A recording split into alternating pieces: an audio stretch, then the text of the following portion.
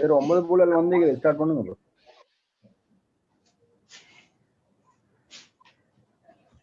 அனைவருக்கும் அஸ்ஸலாமு அலைக்கும் வரஹ்மத்துல்லாஹி வபரகாத்துஹு. இன்றைய தினம் தரம் 10 மாணவர்களுக்கான இலவச ஜூம் வகுப்புகளை நமது அல்லில் கல்லூரி மாணவர்களுக்காக நடத்த நாம் உத்தேசித்தோம். இதற்கு உதவியாக நமது அர்ஹமா ஆசிரியர் அவர்கள் இணைய வசதிகளை நமக்கு ஏற்படுத்தி கொடுக்கிறார். உங்களுக்கு தெரியும், தரம் 10 மாணவர்கள் சுமார் பாடசாலையில 3ஆம் தவணையில் அவர்கள் இன்னும் 6 அலகுகள் முடிக்கப்படாத நிலையில் தான் நமது பாடசாலை விடுமுறை வழங்கப்பட்டது. ஜனவரி 11ஆம் தேதி பாடசாலையில் ஆரம்பிப்பதாக கூறப்பட்டிருக்கிறது. என்றாலும் ஜனவரி 11 நாங்கள் பாடசாலை ஆரம்பித்து தரம் 11க்குரிய பாடத்திட்டத்தை மேற்கொள்வதுதான் எங்களுக்கு பொருத்தமாயிருக்கும். எனவே நாங்கள் இயன்ற அளவு தரம் 10 பாடத்திட்டங்களை ஜூம் வகுப்புகளூடாக சரி நிறைவு செய்வதற்கு முயற்சிப்போம். இன்ஷா அல்லாஹ் இயன்றவரை ஜூம் வகுப்பினூடாக இந்த பாடங்களை நிறைவு செய்து கொண்டால் எங்களுக்கு தரம் 11 அது இலகுவாக இருக்கும். அது 11க்குரிய பாடத்திட்டங்களை நாங்கள் அவசரமாக நிறைவு செய்து பிறகு பரீட்சைக்கு முகம் கொடுக்கக்கூடிய வகையில் வினாத்தாள்களை நாங்கள் மேற்கொள்வது இலகுவாக. வினாத்தாள்களை பயிற்சியில் செய்தால் இலகுவாக பரீட்சைக்கு முகம் கொடுக்க முடியும். அத்தோடு நான் கேள்விப்பட்ட மட்டத்தில் வடமேல் மாகாணத்தில் தரம் 10, 11 மாணவர்களுக்கான 3ஆம் தவணை பரீட்சை ஜனவரி 18ஆம் தேதி மட்டத்தில் நடைபெற இருப்பதாக நான் அறிந்தேன். சில நேரம் அந்த திகதிகள் மாற்றங்கள் ஏற்படுமோ தெரியாது. எனவே சகல மாணவர்களிடம் வேண்டிக் கொள்வது, ஜனவரி 18ஆம் தேதி 3ஆம் தவணை பரீட்சை தரம் 10, 11 மாணவர்கள் நடைபெற உள்ளதால் தற்போது நீங்கள் வீட்டில் இருக்கும் காலங்களில் ஏனைய பழைய படித்த பாடங்களை மீட்டிக் கொள்ளுமாறு, எல்லா பாடங்களும் கணிதம் உட்பட எல்லா பாடங்களையும் மீட்டிக் கொள்ளுமாறு நான் வேண்டிக் கொள்கின்றேன். இன்றைக்கு நாங்க தரம் 10 27வது அலை பாட புத்தகத்தை நாம் மாணவர்கள் வேண்டிக் கொள்வது, பாட புத்தகத்தை நீங்கள் அருகில் வைத்துக் கொள்ளவும். 27வது பாடம் வட்டத்தின் 4 என்ற தலைப்பு. நான் தலைப்பு போட்டிக்கிறேன், வட்டத்தின் 4 சொல்லி. இந்த தலைப்புல வட்டத்தின் 4 சம்பந்தமாக 2 தேற்றங்களை நாங்க இந்த வகுப்புல படிக்க போறோம். தேற்றங்கள். அதுக்கு முன்பாக நாங்க வட்டத்தில் சில பகுதிகளை தேர்ந்தெடுக்க வேண்டும்.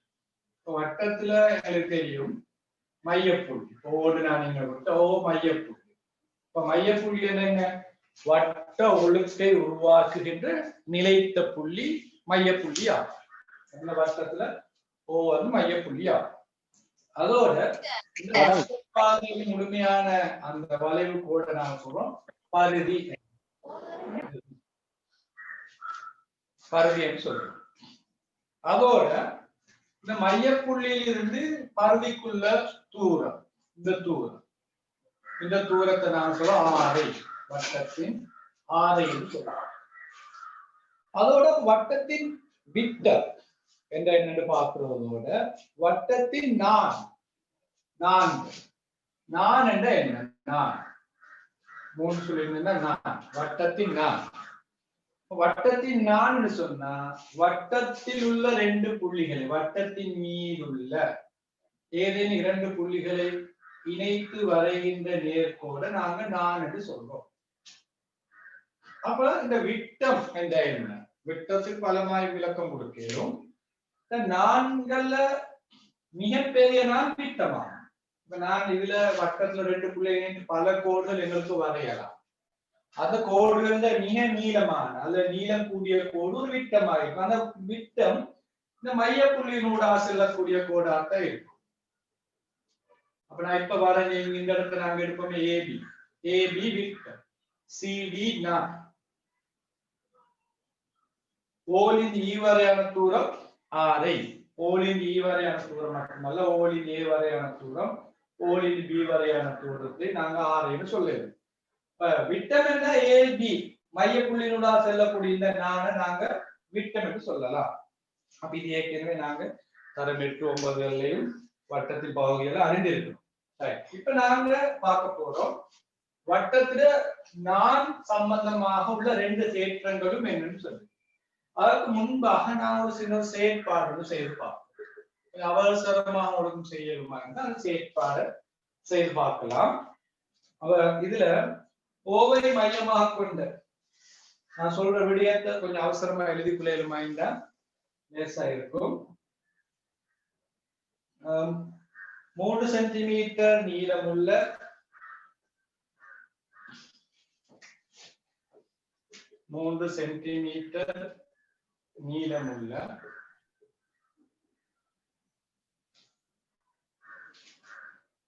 ஓவை மையமாக கொண்ட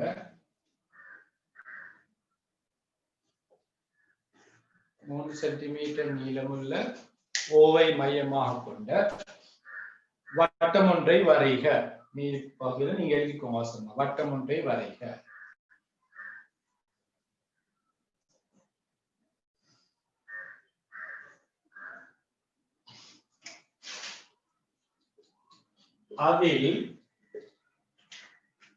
அதில் விட்டம் அல்லாத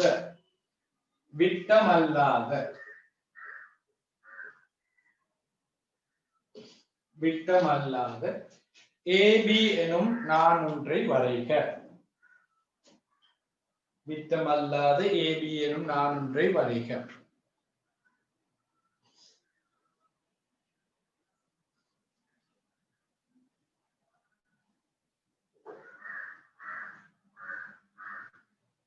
அடுத்த மூன்றாவது நீங்க எழுதிக்கொள்ளும் நானின் நடுப்புள்ளியை AB நடுப்புள்ளி நான் அல்லது ஏபியின் நடுப்புள்ளியை சி என குறிக்க.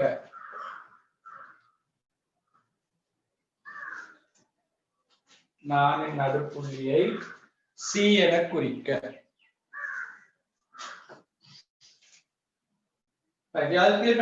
செயற்பாட்டு 2 வினாக்கள் நான் இப்ப உங்கள்கிட்ட கேட்கிறேன். நீங்க அந்த வினா எழுதிக்கணும். நாங்க அதை பார்ப்போம் செயற்பாட்டை. அப்ப அது ஒரு வினா. OCB என்ற கோணம் OCA என்ற கோணம் எனும் கோணங்களை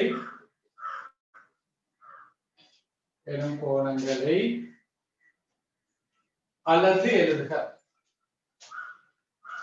OCB, OCA எனும் கோணங்களை அளந்து எழுதுக. அடுத்தது OC, AB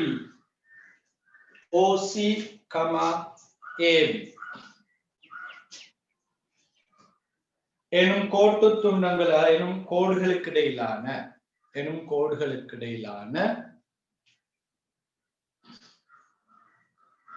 தொடர்பை முன்வைக்க.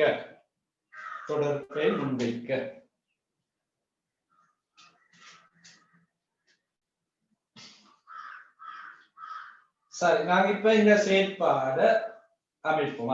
வட்டத்தை முதல்ல 3 சென்டிமீட்டர் ஆறுல ஒரு வட்டத்தை வரையுங்க.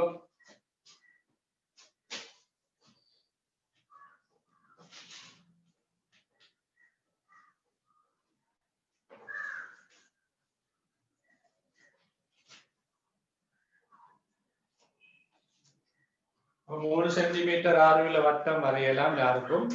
அப்ப நீங்க கவராயத்தால் அழகா ஒரு வட்டத்தை வரைந்து எடுக்கணும். அடுத்த தூரம் 3 சென்டிமீட்டர் இருக்கும். இதுல அடுத்த 2வது சொல்லி மையம் ஓவன்றதால நாங்க ஓவண்டிக்க குறிப்போம். 2வது செயற்பாடுல 2வது சொல்லிக்கு என்ன? 2வது சொல்லி பாருங்க. விட்டம் அல்லாத நான் ஏபியை வரைய சொல்லி.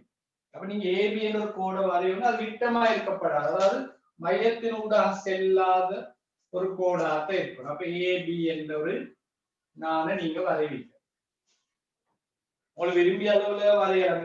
நான் ஏபிக்கு அளவு தந்தில்லாதால நீங்க விரும்பிய அளவுல வரையலாம். அதுல பிரச்சனை இல்லை. சரி, இப்ப வந்தது பின்னால ஏபியில நடுப்புள்ளி. இப்ப நீங்க அளவு பார்க்கணும். ஏபியில நீளம் சிலவங்களோட நீளம் ஏபியில நீளம் 5 சென்டிமீட்டரா இருந்தால் நீங்க அதுல என்ன செய்யணும்னா நடுப்புள்ளி 2.5 சென்டிமீட்டர்ல புள்ளி குறிக்கணும். அல்லது யாராவது வரைஞ்ச கோட்டு நீளம் 4.8 சென்டி அல்லது 4.6 சென்டிமீட்டரா இருந்தா அது அரைவாசி 2.3 சென்டிமீட்டர். நீங்க வரைந்த கோட்டு நீளத்தை பொறுத்து உங்களோட நடுப்புள்ளி நீங்க அளந்து இருக்கும். அதை சி என குறிக்கும். அவ சி என்ற குறித்து இந்த ஓசியை நாங்க இணைப்போம். ஓசியை நாங்க இணைப்போம். ஏன்னா இங்க கேடி ஓசிபி கோணம் ஓசிஏ என்ற கோணத்துல பாருங்க. நீங்க சரியாக இந்த அமைப்பை செயற்பாடு செய்தா உங்களுக்கு ஓசிபி கோணம் 90 பாகையா வரும். ஓசிபி இந்த கோணம் 90 பாகையா வரும். ஓசிஏ இந்த கோணமும் 90 தான்.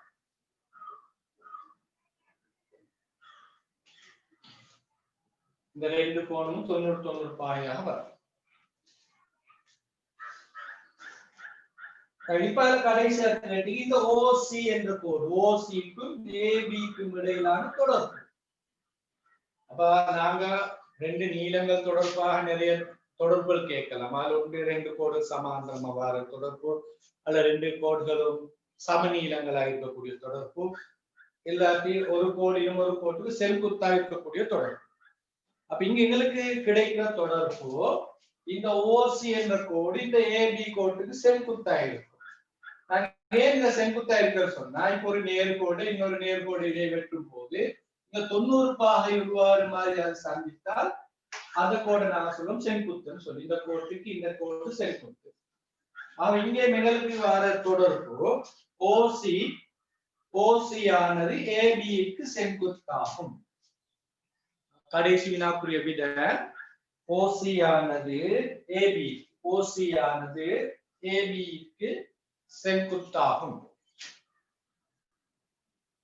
இப்ப நாங்க இந்த செயற்பாடின் மூலம் ஒரு தேற்றத்தை இப்ப நாங்க விலகிக் கொண்டோம். இப்ப எங்களை அறியாமல் நாங்க ஒரு தேற்றத்தை எடுத்துக்கொண்டோம். என்ன தேற்றம் இப்ப நீங்க எழுதிக்கோங்க அப்படின்னு தேற்றம்.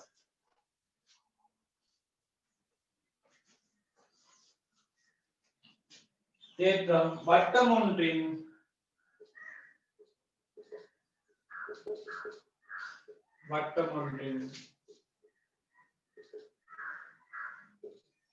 நானொன்றின் நடுப்புள்ளி நானொன்றின் புக்ல உள்ள தேட்டம் தான். வட்டம் ஒன்றின் நானொன்றின் நடுப்புள்ளியையும்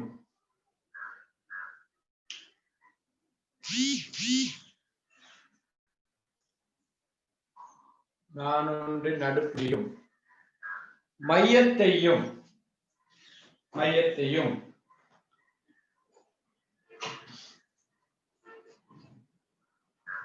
இணைக்கும் கோடு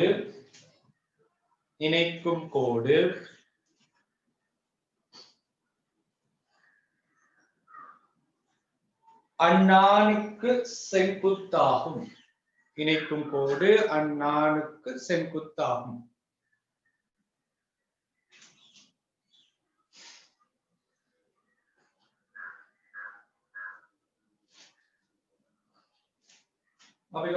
தேசப்படி நமக்கு நாங்க விலகி கொள்றோம் என்றால் இப்போ மையம் நாங்க இருக்கோம் பி கியூ என்ற ஒரு கோடை வரைஞ்சிக்கிறோம். இந்த இடத்துல எக்ஸ் என்பது பி கியூட நடுப்புள்ளியா இருந்தால் பி கியூ கோட்டு நடுப்புள்ளி எக்ஸ் இந்த ரெண்டு பகுதிகளும் சமன் என்றது இப்படி காட்டலாம். கோட்டுக்கு ரெண்டும் சமன். அதாவது இங்க பி எக்ஸும் கியூ எக்ஸும் சமன். இந்த பி கியூ நடுப்புள்ளி எக்ஸ்ன்னு சொன்னா pxும் qxும் சமம். அப்படியான ஒரு சந்தர்ப்பத்துல நாங்க OX ஐ இணைத்தால் இந்த OX வந்து செங்குத்தாகும் PQவின். அப்ப px சமன் qx எனின் எங்களுக்கு இந்த முடிவுக்கு போகலாம். OX செங்குத்து PQ அந்த தேற்றத்தின் படி. நீங்க PQ நான் PQ நடுப்புள்ளி தான் x. அப்ப px சமன் qx நான் தரவு குறித்துக் கொள்றேன். எனவே OX சமன் PQ ஆகும் தேற்றத்தின் படி. நான் இப்ப கற்ற தேற்றத்தின்படி அந்த முடிவுக்கு வரலாம். ரைட். இப்ப இந்த தேற்றத்தை வைத்து பல வினாக்கள் எங்களுக்கு கேட்க முடியும். உதாரணத்துக்கு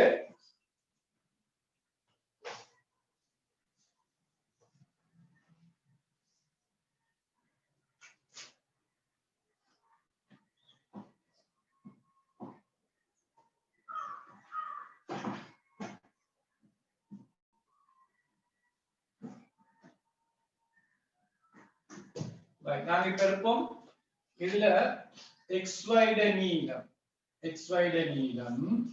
8 சென்டிமீட்டர்.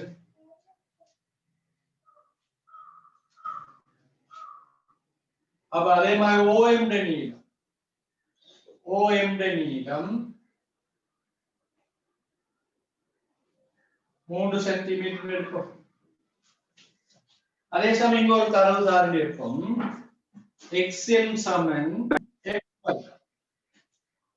எல்லாம் தந்த தரவு தந்துட்டு எங்கள்கிட்ட கேட்கலாம் இந்த வட்டத்துல ஆறு என்ன நாங்க இங்க பார்த்தோம். மையத்திலிருந்து பகுதிக்குள்ள தூரம் அது இங்கே மறக்கலாம்.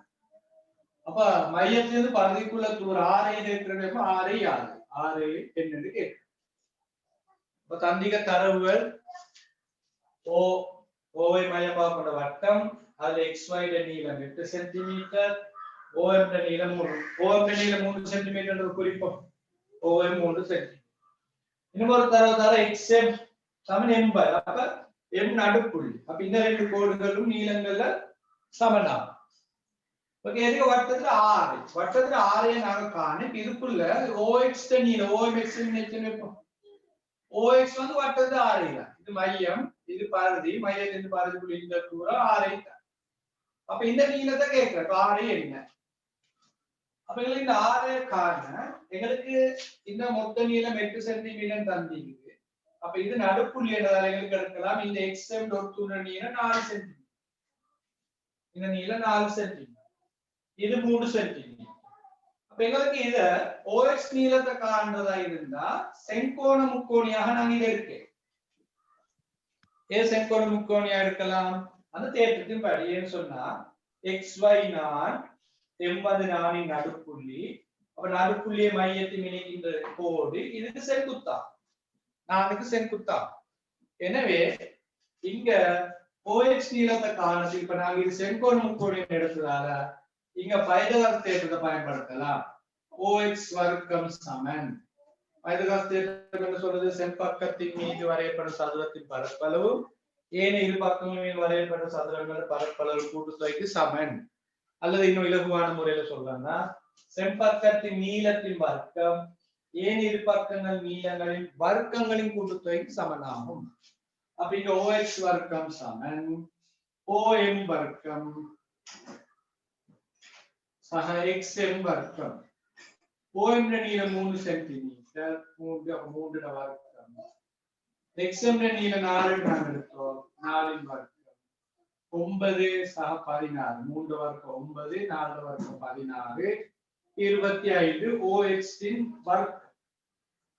ஆகவே OX சமன் 25 வர்க்க மூலம் 5 சென்டிமீட்டர். அப்ப 6 நீளம் 6 சமன் 5 சென்டிமீட்டர் ஆகும். Olin X கொடுத்துறாரு. இதை நாங்க செங்கோண முக்கோணம் எடுக்கிறோம் தேற்றத்தின் படி. அப்ப இந்த தேற்றத்தில் ஒரு பயன்பாடாக நாங்க இத சொல்ல முடியும்.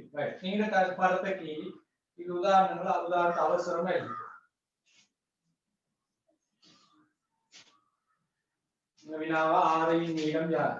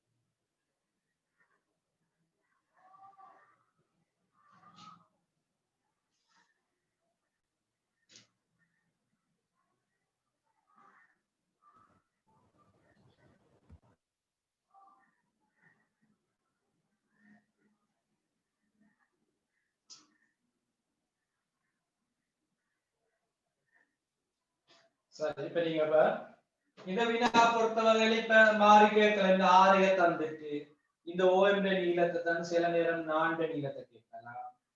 அல்லது 4 நீளத்தை இந்த 6 தந்துட்டு இந்த நடுப்புள்ளி நீங்க போட்டு துண்டு நீளத்தை கேட்கவும் மேலும். எப்படியா இருந்தாலும் எங்களுக்கு இந்த பைதகாஸ் தொடர்பை பயன்படுத்தியும் எப்ப இது செங்குத்தாக அமைவதாக செங்கோண முக்கோணியை மையப்படுத்தி இந்த மாதிரி ஏதாவது ஒரு நீளத்தை கேட்ட நாங்க அதை காணலாம். சரி, இப்ப நாங்க இது இந்த தேற்றம் உண்மை இந்த சொன்ன மேற்கூறப்பட்ட தேற்றம் என்ன மேற்கூறப்பட்ட தேற்றம் சுருக்கமா சொல்றேன்னா நான் ஒன்று நடுப்புள்ளியையும் மையத்தை இணைக்கின்ற கோடு அந்நானுக்கு செங்குத்தாகும்.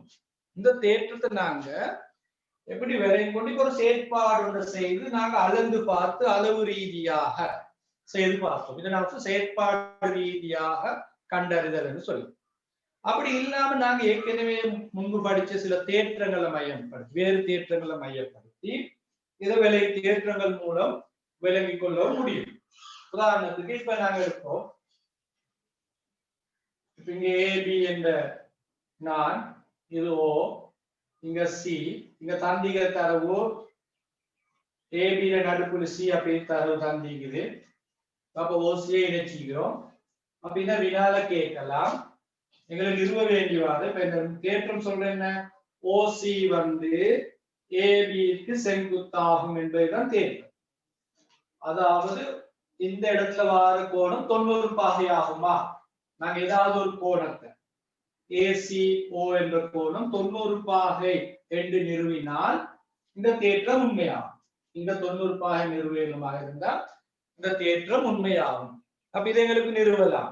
எப்படி நிறுவலாம் என்றால் இப்ப எங்களுக்கு மேலதி அமைப்பு பார்த்தாலும் ஓஏயும் ஓபியும் நாங்க இணை ஓஏயும் ஓபியையும் இணைத்தது பின்னால எங்களுக்கு இந்த ரெண்டு முக்கோணிகளும் ஒருங்கு செய்யும் என்று சொல்ல முடியுமா இருந்தால் ஒருங்கு செஞ்சதுக்கு பிற்பாடு இந்த ரெண்டு கோணங்களும் சமனாகும். அப்ப இந்த ரெண்டு கோணங்களும் ஒரே நேர்கோட்டில் அமைவதால இந்த ரெண்டு கோணங்களும் கொடுத்த 180. அப்ப ஒரு கோணத்தின் பருமன் 90 பாகை நிறுவேன். அப்படி நிறுவினா இந்த மேலுள்ள தேற்றம் உண்மை என்றதை நிறுவ முடியும். அப்ப இதுல நாங்க இப்ப எப்படி நிறுவ போறோம்னு சொன்னா இந்த முக்கோணி இதுல அமைப்பாக நாங்க ஓஏ ஓபியை நினைத்துன்னு சொல்லலாம். அதுக்கு ஒரு முக்கோணி ஏசிஓ முக்கோணி பிசிஓ இல் சமனான உறுப்புகளை சொல்லி நாங்க ஏற்கனவே 10ல படிச்சுக்கிறோம். முக்கோணிகள் 2 ஒருங்கு செய்யும் சந்தர்ப்பங்கள் 4 இருக்கு. ஒன்று என்ன ஒரு முக்கோணிட 3 பக்கங்களும் இன்னொரு முக்கோணிட 3 பக்கங்களுக்கும் சமனாக இருந்தால் அந்த 2 முக்கோணியும் ஒருங்கு செய்யும். இன்னும் படிச்சுக்கிறோம் ஒரு முக்கோணிட 2 கோணங்களும் ஒரு பக்கமும் இன்னொரு முக்கோணிட 2 கோணங்கள் ஒரு பக்கத்துக்கு சமனாக இருந்தால் ஒருங்கு செய்யும். இன்னொரு படிச்சுக்கிறோம் ஒரு முக்கோணிட 2 பக்கங்களும் இந்த பக்கங்களுக்கு இடையில வரக்கூடிய அடைகோணம் சமனாக இருந்தால் அந்த முக்கோணி ஒருங்கு செய்யும். 4வது படிச்சுக்கிறோம் செங்கோண முக்கோணியா இருந்தால் ஒரு செம்பக்கமும் இன்னொரு பக்கமும் சமனாக இருந்தால் அந்த முக்கோணில் ஒருங்கு செய்யும். இங்க நாங்க செங்கோண முக்கோணியை போயிடாது செங்கோணம் தான் நிறுவ வேண்டும். செங்கோணமே நிறுவ வேண்டியதால இங்க செங்கோண முக்கோணி ஈன போகலாது. இங்க நீங்க விலங்கு பாருங்க இந்த 2 முக்கோணியும் எடுத்தால் ஏசி சமன் பிசி என்று தருவாங்க. ஏன்னா தரவு நடுப்புள்ளி என்று சொன்னா இது நீளம் இந்த நீளமும் சமன். ஏபியில நடுப்புள்ளி சி என்று சொன்னா ஏசியும் பிசியும் சமனாகும். அதே மாதிரி எங்களுக்கு ஓஏயும் ஓபியும் சமன். இதுக்கு நாங்க மேலுள்ள தரவு இருக்கோம். இதுக்கு வட்டத்துல 6 ஆரைகள் சமனாகும். வட்டத்துல ஆரைகள் சமம். அடுத்தது ஓசி பொது. ஓசி என்ற பக்கம் 2 முக்கோணிக்கும் பொதுவா இருக்கு. அதுக்கு எங்களுக்கு இந்த 2 முக்கோணி ஏசிஓ ஒருங்கி செய்வோம் முக்கோணி பிசிஓ பக்கம் பக்கம் பக்கம் என்ற நிபந்தனையில ஒருங்கி செய்து என்று சொல்லு. ஒருங்கி செய்து பிற்பாடு எங்களுக்கு சொல்லலாம் இந்த கோணமும் ஏசிஓ என்ற கோணமும் பிசிஓ என்ற கோணமும் சமன் ஒருங்கி செய்யும் முக்கோணியில ஒத்த கோணங்கள் ஆகும் அல்ல ஒத்த உறுப்புகள் ஆகும். ஆகவே சமநிலை சொன்னதுனால ஏசிஓவையும் பிசிஓவை கூட்டினா 180 பாகை தான் ஏபி எனும் நேர்கோட்டில் அமைந்துள்ள கோணங்கள். ஏசிஓ பிசிஓ இப்ப நாங்க ஏசிஓ பிசிஓக்கும் ஏசிஓன்னு போடலாம். ரெண்டும் சமன் என்றதால அப்ப 180. அப்ப ஏசிஓ ஏசிஓக்குன்னா 2 ஏசிஓ சமன் 180. அப்போ ஒரு ஏசிஓ சமன் 90 பாகை. பிசிஓக்கு பதிலாக இருக்கின்ற ஏசிஓ போடலாம். ஏசிஓ ஏசிஓ கூட்டினா 2 ஏசிஓ சமன் 180 பாகை. ஆகவே ஏசிஓ ஒரு ஏசிஓ 90 பாகை. ஏசிஓ 90 பாகை நிறுவியமாக இருந்தால் மேற்கூறப்பட்ட தேற்றத்தை தான் நாங்க நிரூபிக்கிறோம். சரி, இதோட புத்தகத்திலே இந்த நிறுவல் முறையை காட்டிக்கிறாங்க. உங்களுக்கு ஆறுதலா நீங்க அதை பிறகு பார்க்கலாம். 114ஆம் பக்கத்துல இது மாதிரி ஒரு நிறுவல் சிக்கு பதிலாக இங்க எக்ஸ போட்டு நிரூபிக்கிறாங்க. அப்ப அதை நீங்க ஆறுதலாக பார்க்க முடியும். சரி, இப்ப நாங்க இந்த தேற்றங்களை விலை கொண்டு பார்க்க புத்தகத்துள்ள பயிற்சிகளே 2-3 இருமாறா பார்ப்போம். பாருங்க, 27 ஒன்று பயிற்சி 112ஆம் பக்கம். 112ஆம் பக்கம் 27 ஒன்று பயிற்சி. அந்த கோணத்துல முக்கோணம், அதாவது கீழே தரப்பட்ட ஒவ்வொரு உருவிலும் தரப்பட்ட தரவுகளின்படி எக்ஸின் பெருமானத்தை காண்க என்று இருக்கு. கீழே 6 வட்டங்களை கொண்ட ஒரு படங்கள் தந்திக்குது. அதுல எக்ஸ் ஒரு கோணம். அப்ப எங்களுக்கு எக்ஸ் கோணத்தை சொல்லலாம். ஏன்னா இசட்ல வர கோணம் 90 பாகையாகும். தேற்றத்தின்படி 90 பாகை. 90 30. அப்ப அங்கே எக்ஸ் கோணம் முக்கோணிக்குள்ள வர 3 கோணங்களை கூட 180 பாகை என்றதால அதை மையப்படுத்தி எக்ஸ் எங்களுக்கு சொல்லலாம் 60 பாகை என்று சொல்லும். அதே மாதிரி ஒவ்வொரு படத்திலையும் இதை தேற்றத்தை மையப்படுத்தி நாங்க எங்களுக்கு கோணம் 2வது படத்தை நாங்க உதாரணத்துக்கு பார்ப்போம். 2வது கணக்கையும்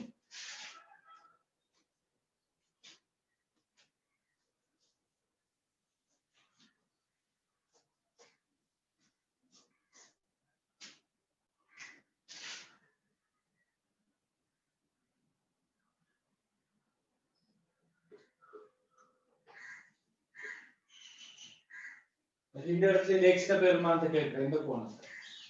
அப்ப இதுல எங்களுக்கு தெரியும் இது 4 நடுப்புள்ளினால டக்குன்னு எங்களுக்கு இங்க 90 பாகை போடும். ஒரு 4 நடுப்புள்ளியா இந்த இடம் வரதா இருந்தால் அதாவது சி என்ற ஏ பி சி என்ற புள்ளி 4 நடுப்புள்ளி. அப்ப எடுத்த எங்களுக்கு படத்துல நாங்க இந்த பயிற்சி சேர்க்கிறோம். படத்தை குறித்துக்குள்ளையும் 90 பாகை சேர்க்கணும். அதை குறித்து கொண்டது இது எக்ஸ். இது இந்த முக்கோணியை நாங்க எடுப்போம். இந்த முக்கோணியை நாங்க எடுத்தால் இந்த பக்கமும் இந்த நீளமும் சமன் எடுதான். சமன் என்று சொன்னா இது இருசாவ பக்கம் முக்கோணம். செங்கோண இருசாவ பக்கம் முக்கோணம். அப்ப இந்த சமனான பக்கங்களை நாங்க படிச்சிடும். இருசாவ பக்கம் முக்கோணில சமனான பக்கங்களுக்கு எதிரான கோணங்கள் இருக்கும் சமனா. அப்ப இது இருசாவ பக்கம் முக்கோணம். இது எக்ஸ், இதுவும் எக்ஸ் ஆகும். இந்த நீளம் இந்த கோணம் சமம். இதுக்கு நாங்க எக்ஸ் போட்டு. அப்ப 2x நீளம் 90. இந்த 90 போக இந்த 2 கோணத்தையும் கூட்டினா 90 பாகை வரும். அப்ப ஒரு x நீளம் எங்களுக்கு எடுத்தாலும் 45 பாகை. சரி, இந்த மாதிரி உங்களுக்கு அந்த கோணங்களை கண்டுகொள்ளலும். அதுல 2வது பெரியவே 2 பாருங்க. PQ என்பது ஓவை மையமாக உடைய ஒரு வட்டத்தின் நாணாகும். அதன் நடுப்புள்ளி 6 ஆகும். PQ-வின் நீளம் 12 சென்டிமீட்டர் தந்திக்குது.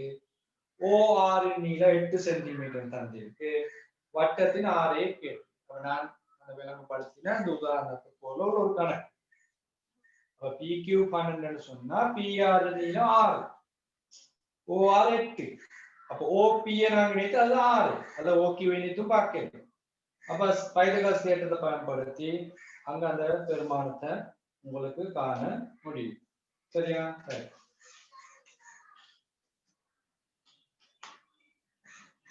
அதே மாதிரி 27 பயிற்சி 27 பயிற்சி நிறுவலோடு சம்பந்தமானது. சில வினாக்கள் இல்ல நேரடியா உங்களுக்கு பெருமானத்தை கேட்கலாம். பெருமானத்தை கேட்டு நீங்க எப்படி கண்டு போட்டாலும் சரி. ஆனா நிறுவுக என காட்டுக என்ற வினாக்கள் வந்தா அதை நீங்க நிறுவல் ரீதியாகத்தான் அதை முன்வைக்க வேண்டும். சரி, அது முதலாம் கணக்கு பாருங்க. 27 பயிற்சியில முதலாம் கணக்கு.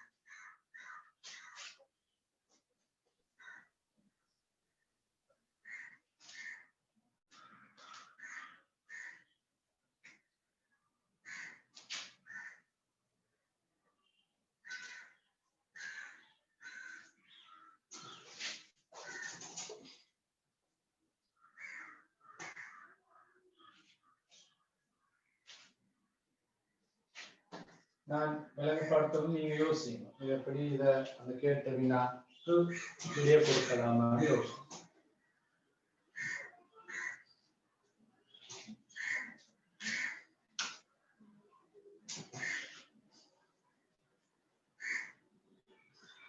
ஓய் மையமாவுடைய வட்டத்தில் நான் PQ நடுப்புள்ளி R.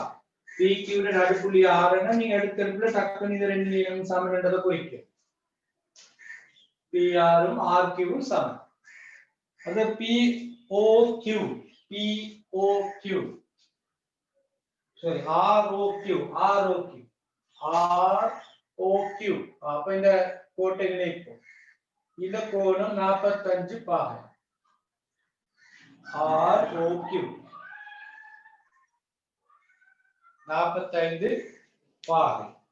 ஒரு நிறுவ சொல்லி RQ இந்த நீளமும் இந்த நீளமும் RQ என்ற நீளம் இந்த நீளமும் சமன் என்று நிறுவனம்.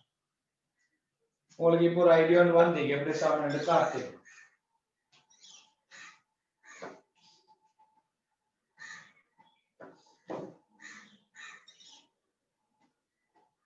சரி அப்ப நாங்க இந்த தரவை கண்டடிக்க நாங்க செய்ய வேண்டிய முதலாவது வேலை PQ நடுப்புள்ளி ஆறுன்றதால OR PQ செங்குத்தாகும். 90 பாய் நாங்க குறிச்சுக்கொள்ளும் 90 பாய். சரி இந்த நிறுவனம் இந்த நீளம் சமன் என்று நிறுவனம். இந்த நீளம் என்று சமன் என்று நிறுவதற்கு நாங்க இந்த கோணம் எத்தனை நிறுவனம் சொல்லிருமா இருந்தால் அடுத்த யோசிக்கலாம் சமன் என்று நிறுவனம். இது வந்து 45 இது 45 காரணம் இது 90 இது 90 பாகை இல்லதால இது 45 இது 45 பிறகு இந்த முக்கோணிக்குள்ள நாங்கள் இருசாபக்க முக்கோணி சம்பந்தமா தேர்வு பார்த்தோம் உண்டு. சமனான பக்கங்களுக்கு எதிரே வாழ்ந்த கோணங்கள் சமன்.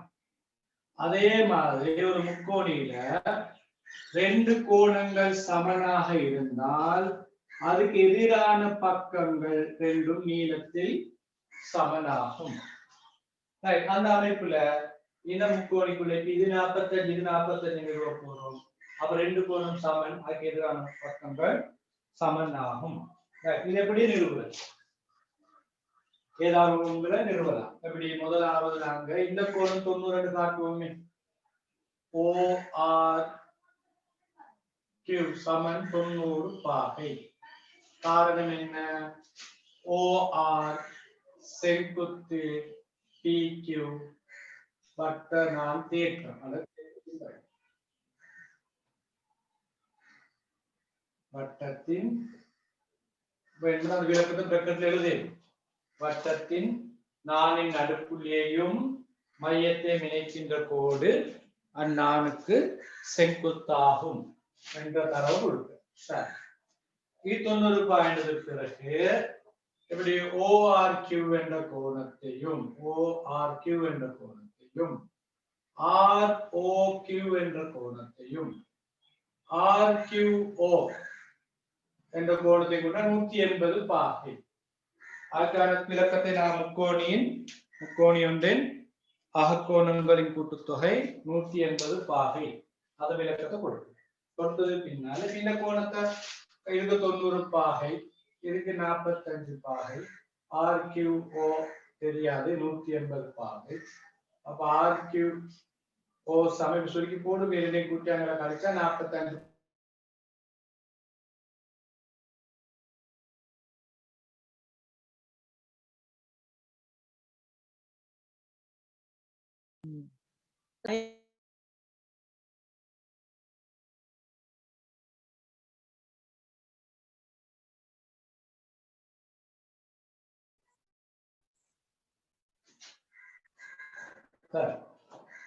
ROQ சமன் RQO நாங்க ஏற்கனவே நிறுவிட்டோம் 245 பாகை. ஏன்னா இப்ப சொல்லலாம் முக்கோணி ROQவின்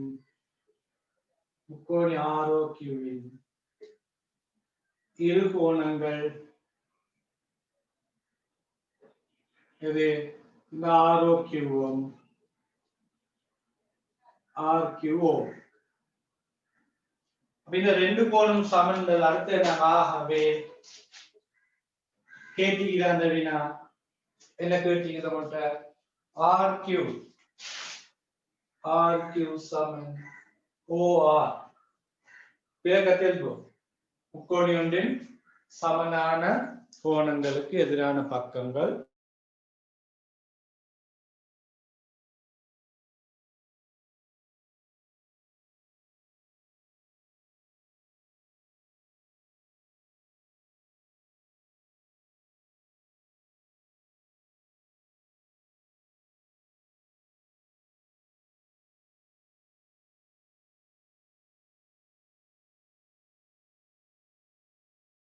பக்கங்கள்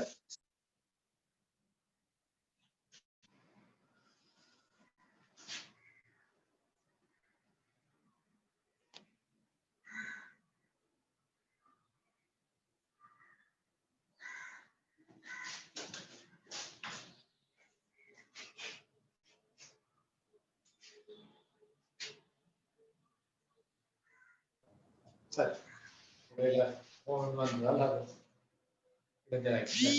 அடுத்தது இந்த மாதிரி நிறுவனம் இந்த மாதிரி எழுதுவோம். இப்ப நான் உங்களுக்கு நிறுவல் வினாக்கள் என்ன 11ஆம் ஆண்டுலையும் உங்களுக்கு நிறுவல் வினா 2 வருது, பி வினாத்தாள் 2ல பி பகுதியில். அப்ப கட்டாயம் ஒரு நிறுவல் வினாவை நீங்க செய்ய வேண்டும். அப்ப அதை நாங்க இப்போதே 10ல இருந்து அதுக்குரிய பழக்கத்தை உருவாக்கி கொள்ள வேண்டும். இப்ப நாங்க ஒரு தேற்றம் படிச்சுட்டோம். திரும்ப அந்த தேற்றத்தை ஞாபகப்படுத்துவோம். என்னென்ன தேற்றம் இவ்வளவு நேரம் அதை பற்றி தான் கலைச்சேன். வட்டம் ஒன்றின் நானொன்றின் நடுப்புள்ளியையும் மையத்தை இணைக்கின்ற கோடு அந்நானுக்கு செங்குத்தாகும். அது ஒரு தேற்றம். இன்னும் ஒரு தேற்றம். அடுத்த தேற்றத்தை பற்றி பார்க்கலாம். அடுத்த தேற்றத்தை நாங்க செயற்பாடு ரீதியாக அல்லது பார்த்து ஒரு முடிவுக்கு வரலாம் என்றால் நாங்க நேரடியாக தேற்றத்தை எழுதுவோம். தேற்றம் 2வது தேற்றம்.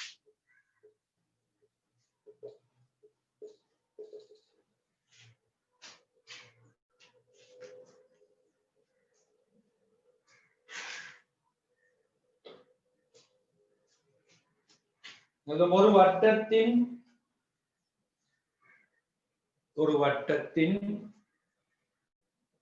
மையத்திலிருந்து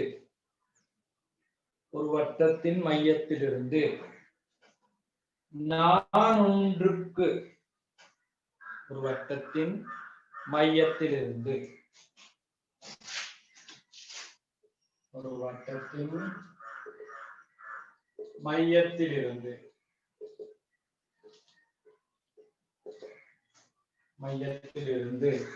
நானொன்றுக்கு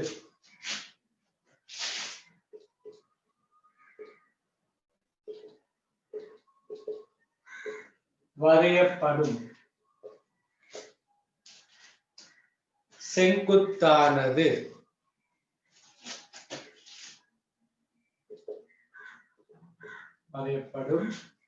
செங்குத்தானது அந்நானை இரு சமக்கூறிடும்.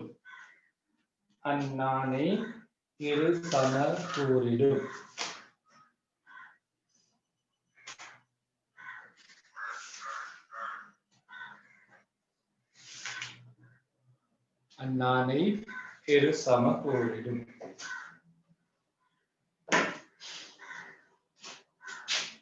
இந்த தேற்றத்தின்படி நாங்கள் ஒரு செயற்பாடு செய்வதா இருந்தா தேற்றம் எழுதிக்குள்ள கிடைக்காதாக்க புத்தகத்துல 117ஆம் பக்கத்துல தேற்றம் 117. ஒரு வட்டத்தின் மையத்திலிருந்து நானொன்றுக்கு வரையப்படும் செங்குத்தானது அந்நானை இரு சம கூறிடும். சரி, இதுல நாங்க பார்ப்போம். என்ன தேற்றம் சொல்றேன்? ஒரு வட்டத்துல மையத்திலிருந்து நான் ஒன்றுக்கு செங்குத்து வரையலாம். அவங்களே செங்குத்து வரையலாம்.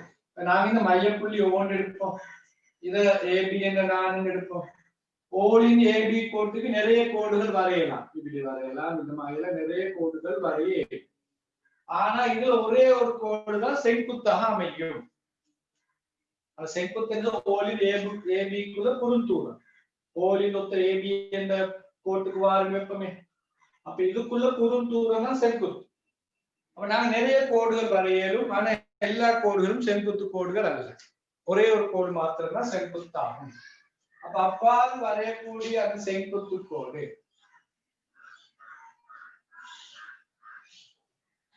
இதுல நாங்க செயற்பாடு இதை செஞ்சு பார்க்கணும். மூளை மட்டம் ஒன்றை வைத்து மூளை மட்டம் இந்த மாதிரி வைத்து ஒரு செங்குத்து கோடு கீழே.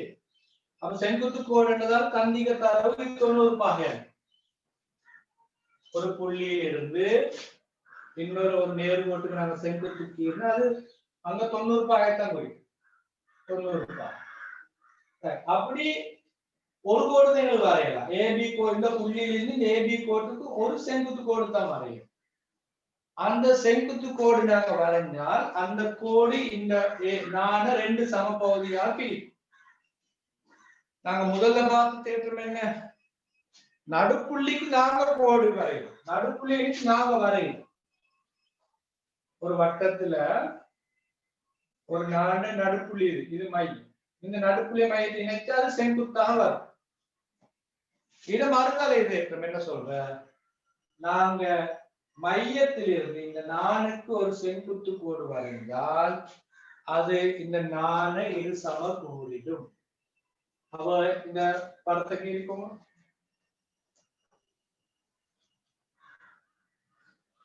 மட்டமன்ற கீழே இந்த தரவுகளை குறிப்பிட்டோம்.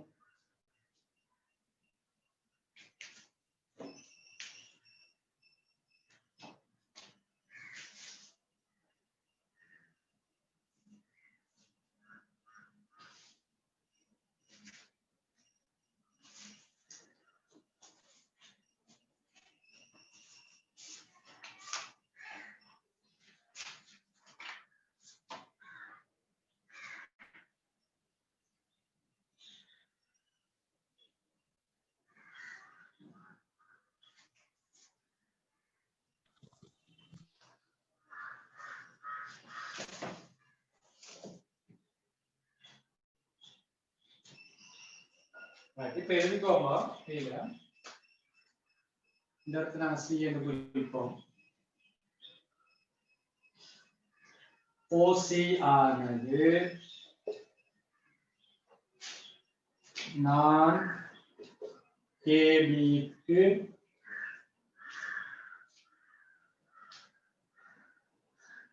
வரையப்பட்ட செங்குத்தாகும். அப்படி ஒவ்வொரு மையம் தானே மையத்திலிருந்து ஏபிக்கு செங்குத்து வரைஞ்சிருந்தால் எங்களுக்காக முடிவுக்கு வரலாம். ஆகவே ஏசி சமன் பிசி ஆகும். தேற்றத்தின்படி நாம் இந்த முடிவுக்கு வரலாம்.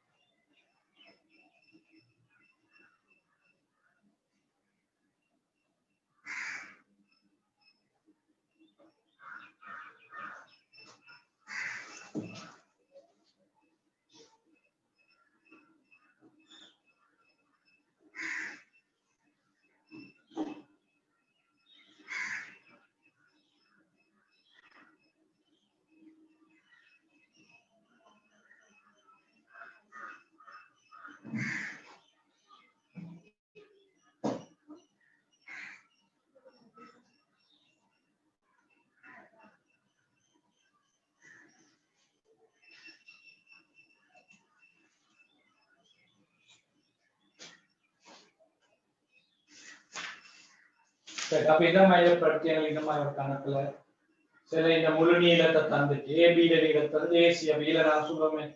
இந்த மாதிரி கணக்குல ஏபிட நீளம் 8 சென்டிமீட்டர் தந்துட்டு கேட்கலாம் ஏசிட நீளம் என்ன? ஏசிட நீளம் எங்களுக்கு இது அளவாசி ஏபிட இது சி வந்து நடுப்புள்ளிதான்.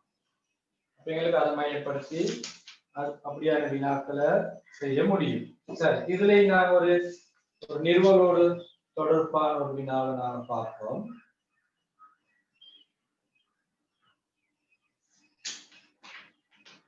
முதல்ல 27 3 பயிற்சி 27 3 பயிற்சி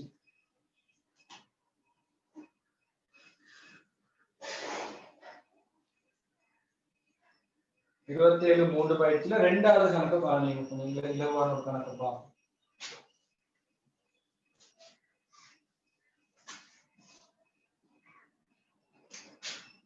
27 பயிற்சியில 2வது கணக்கு. 2வது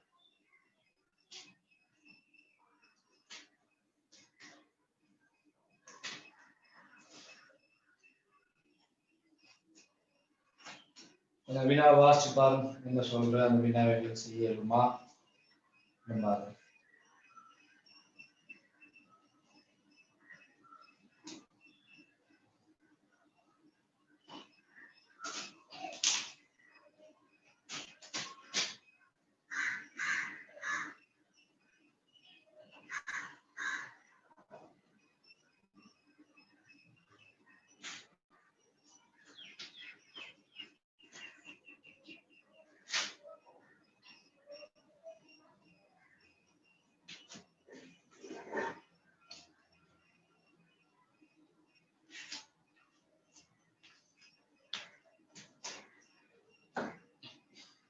என்ன சொல்லணும் பார்ப்போம். PQ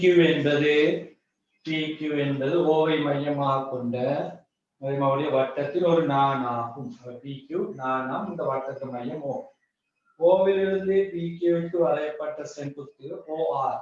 OR வந்து இந்த PQக்கு வரையப்பட்ட செங்குத்து. அப்ப படத்துல நீங்க செங்கோண அடையாளம் காட்டிக்கிறாங்க. அப்படி காட்டிலாட்டி நாங்க செங்கோண அடையாளத்தை போட்டுக்கிறோம். இனி தந்தைக்கு இன்னொரு தரவு PQ 12 சென்டிமீட்டர். இந்த முழு நீளம் 12 சென்டிமீட்டர். PQ இந்த முழு நீளம் 12 சென்டிமீட்டர். OR 8 centimetre. இந்த நீளம் 8 சென்டிமீட்டர். அப்ப கேட்டீது OPQ முக்கோணம் OPQ, இந்த பெரிய முக்கோணம் OPQ சுற்றளவு யாருன்னு கேட்டு. OPQ என்ன முக்கோணி நாங்க இருப்போமே, இதான் OPQ. OPQ முக்கோணி நீளம் 12 சென்டிமீட்டர். அப்ப எங்களுக்கு இந்த நீளங்கள் தெரியுமா? இது 3ஐயும் கூட்டி போடுறோம். இந்த நீளங்கள் எப்படி காணும்? இதுல எங்களுக்கு இந்த ஒரு பகுதிய செங்கோண முக்கோணியை நாங்க எடுக்கலாம். இது OPR முக்கோணியை வச்சு நாங்க என்ன செய்யலாம் என்றால், இது 8 சென்டிமீட்டர் தானே. இந்த PR நீளத்தை எங்களுக்கு சொல்லு. PR எத்தனை வரப்போகுது? PQ மொத்தம் 12, PR எத்தனை? PR நீளம் 6 சென்டிமீட்டர். ஏன்னு சொன்னா இந்த 4க்கு இந்த செங்குத்து வரைஞ்சதால இது 2 சமபகுதியா பிரியும். அப்ப இது வெறும் சமம். அப்ப இது 6 சென்டிமீட்டர் வரப்போகுது. அப்ப இது 6 சென்டிமீட்டர். பைதகரஸ் தேற்றத்தை நாங்க இப்ப பயன்படுத்தலாம். இந்த முக்கோணிக்குள்ள பைதகரஸ் தேற்றம். அப்ப 8 வர்க்கம் 6 வர்க்கம் என்னை கூட்டினா OP வர்க்கத்துக்கு சமனாகும். OP வர்க்கம் சமன் PR வர்க்கம் சக OR வர்க்கம். PR நீளம் நாங்க 6 சென்டிமீட்டர் இருக்கலாம். 6 வர்க்கம், அங்க 8 வர்க்கம் 36 64 என்னை கூட 100. OP வர்க்கம் சமன் 100. OP சமன் 100 வர்க்க மூலம் 10 சென்டிமீட்டர். இந்த இடத்துல நான் சென்டிமீட்டர் போடுறீங்க. இதுக்குள்ள சென்டிமீட்டர் அளவு போட்டு தரமாட்டேன். இதுக்குள்ள போடும். அப்போ OP 10 சென்டிமீட்டர். இந்த முக்கோண சுற்றளவு என்ன? இது 10 சென்டிமீட்டர், இங்கே 10 சென்டிமீட்டர், இது முழு நீளம் 12. அப்ப 10 20 32 சென்டிமீட்டர் கேட்ட கேள்விக்குரிய விடை.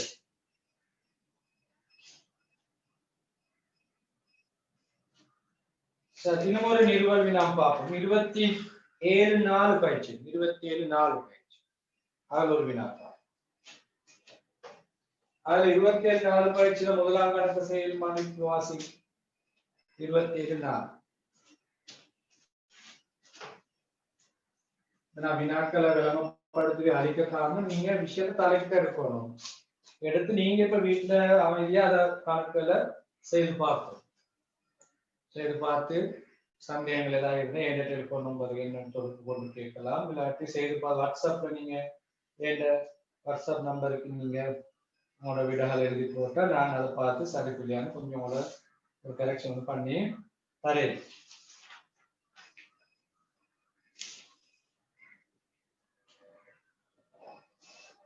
பாப்பா பதில் என்ன சொல்றேன்? 27/4 பயிற்சி 27/4 பயிற்சியில முதலாவது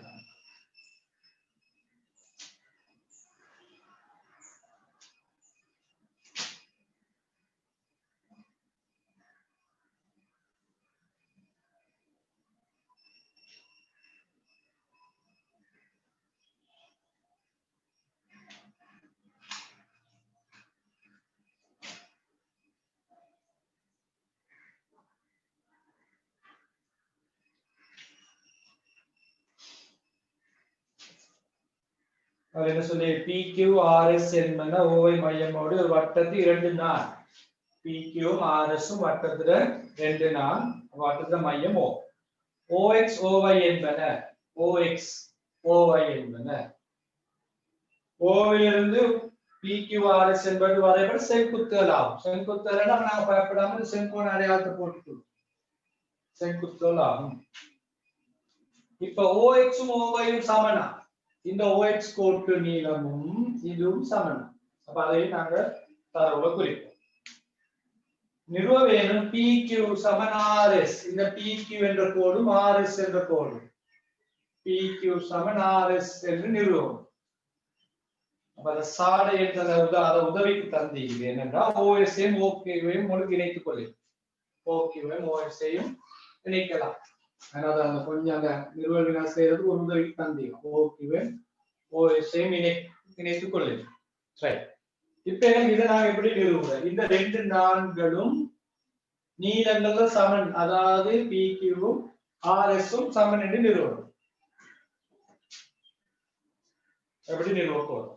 கொஞ்சம் யோசிங்க. நான் உடனே விட சொல்றதை விட உங்களுக்கு யோசிப்பதுக்கு ஒரு நேரம் தண்ணீர இந்த 2ம் தாந்திக தரவை பொறுத்து எங்களுக்கு 2ம் எப்படி சமன் என்று நிறுவலாமா?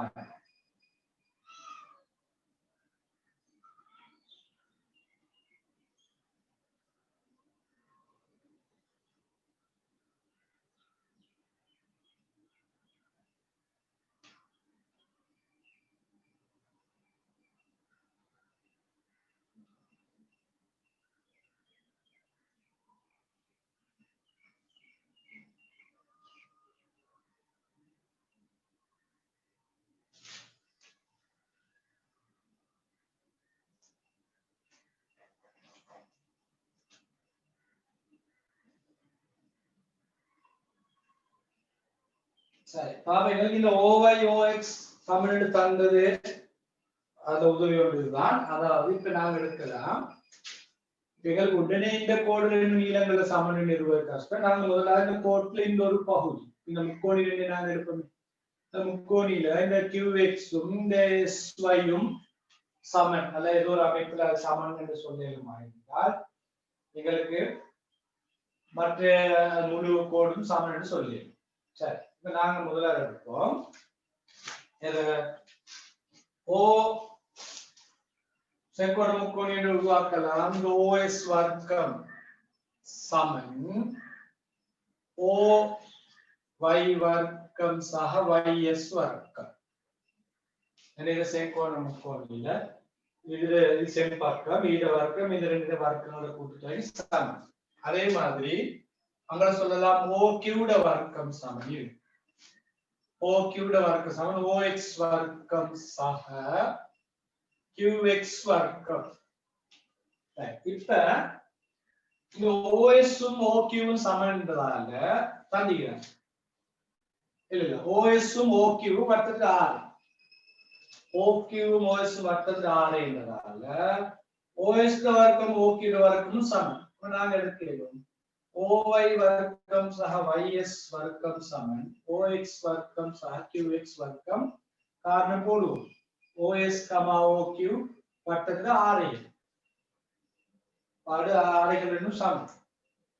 இப்ப இதுலயும் எங்களுக்கு தெரியும் OY-யும் OX-உம் சமன் என்று தந்தி. OY-யும் OX-உம் சமன். OY-யும் OX-உம் சமன்னா OY-ட வர்க்கமும் OX-ட வர்க்கமும் சமன்.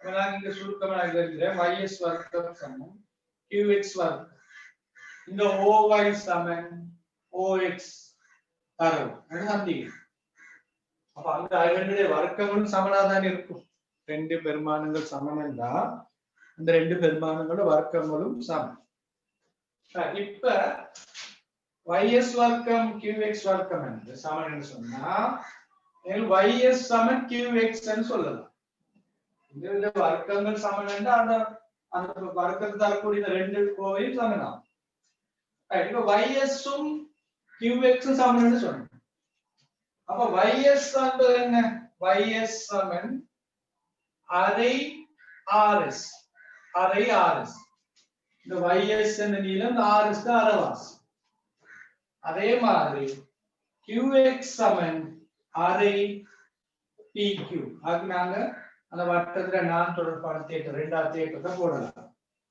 நான் தொடர்பான தேற்றம் இரண்டாவது தேற்றம் இப்ப நாங்க முடிவுக்கு வருவோம் அரை rs அப்ப அரை pq சமன் அப்ப அரை rs அரை pq சமன் என்றால் எங்களுக்கு முழுமையாக rs சமன் pq என்ற முடிவுக்கு போக முடியும் நம்ம கேட்ட கேள்வி அதுதான் pq சமன் rs என்று நிறுவுக திரும்ப நான் விளங்கப்படுத்துறேன் சுருக்கமா இந்த ரெண்டு நீளம் வந்து சமநிலை சந்திகள் oy-யும் ox-உம் அப்ப இதை இணைத்து சொல்லிக்குது ox-ஐயும் oq-வையும் இந்த ரெண்டு செங்கோண முக்கோணியை நாங்க எடுப்போம் இந்த செங்கோண முக்கோணியில இந்த பக்கத்துல வர்க்கம் இந்த பக்கத்துல வர்க்கமும் எடுத்தால் இது ரெண்டும் ஆரை இரண்டதால இதுக்கு வார இந்த வர்க்கத்தை கூட்ட வாரதும் இங்க ox qx வர்க்கத்தை கூட்ட வாரதும் சமனாகும்